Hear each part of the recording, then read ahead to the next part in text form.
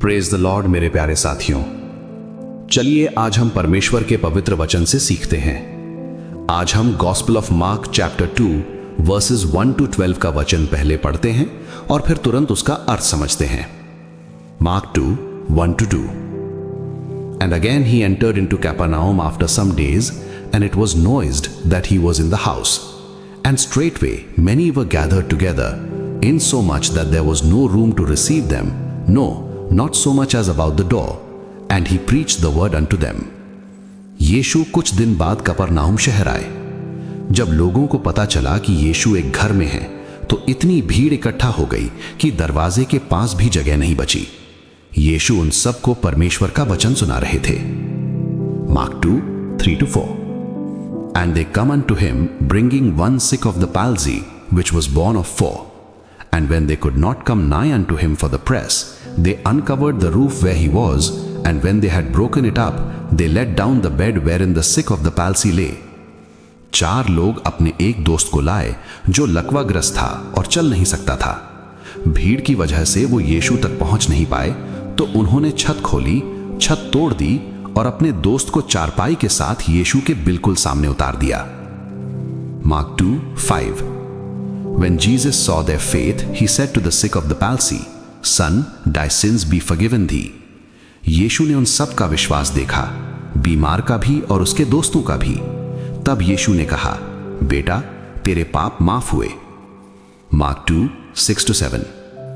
But there were certain of the scribes sitting there and reasoning in their hearts, Why doth this man thus speak blasphemies? Who can forgive sins but God only? वहां कुछ धार्मिक गुरु बैठे हुए थे। वो अपने मन में सोचने लगे, ये आदमी ऐसी बात क्यों बोल रहा है? पाप तो सिर्फ परमेश्वर ही माफ कर सकता है। Mark 2 8 to 11।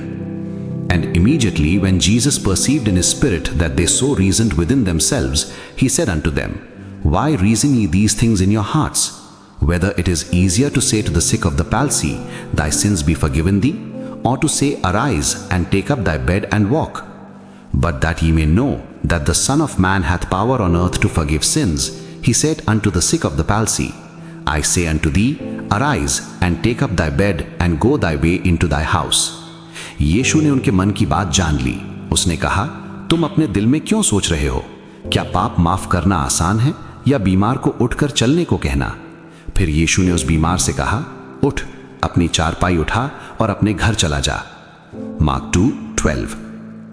And immediately he arose, took up his bed and went forth before them all, insomuch that they were all amazed and glorified God, saying, We never saw it in this fashion. वो आदमी तुरंत खड़ा हो गया, अपनी चारपाई उठाई और सबके सामने चल दिया। सब लोग हैरान रह गए और परमेश्वर की महिमा करने लगे। साथियों, इस वचन से हमें यह शिक्षा मिलती है। 1, सच्चा दोस्त वही होता है जो मुश्किल और रुकावट के बावजूद हमें यीशु के पास ले जाता है। 2, विश्वास सिर्फ बोलने की चीज नहीं, बल्कि काम और बलिदान से दिखाई देता है। 3, यीशु पहले पाप की माफी देता है, क्योंकि आत्मा की चंगाई शरीर की चंगाई से ज्यादा महत्वपूर्ण है। 4, यीशु मसीह के पास पाप माफ करने और चंगा करने दोनों का अधिकार है। 5, जब यीशु विश्वास देखता है तो तुरंत परिवर्तन होता है और परमेश्वर की महिमा होती है। अब इसके अंतिम संदेश, आइए हम ऐसे साथी बने जो लोगों को गिरते हुए नहीं बल्कि उठाकर यीशु के पास ले जाएं, क्योंकि जब यीशु विश्वास देखता है तो चमत्कार होता है। साथियों, आप सबसे रिक्वेस्ट करते हैं कि हमारे इस we are in grace YouTube channel को सब्सक्राइब करें, ताकि इस मिनिस्ट्री में आपका भी सहयोग रहे। प्रभु यीशु मसीह की ओर से सदा आपको शांति और अनुग्रह मिलती रहे। आमीन।